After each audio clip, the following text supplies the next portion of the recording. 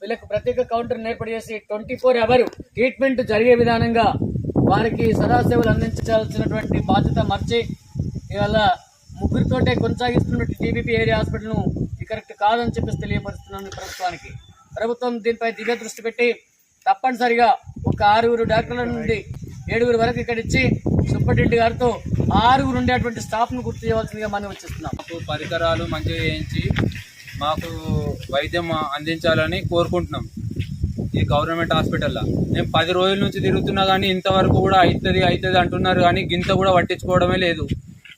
రేపు వృద్ధులు కూడా గిట్లనే కాళ్ళు ఇరిగిన వాళ్ళు వీళ్ళు వచ్చినా కానీ మీరు గింత కూడా పట్టించుకోకపోతే రేపు మీరు ఈ వైద్యం చేసిన ఒకటే చేయకున్నా ఒకటే అయిపోతుంది. మొత్తానికి కొద్దిగానన్నా చర్య తీసుకొని తొందరగా మాకు దీనికి కావాల్సిన వైద్యము అందించాలని కోరుకుంటున్నాము. తప్పకుండా దాన్ని కలెక్టర్ దృష్టికి తీసుకెళ్లి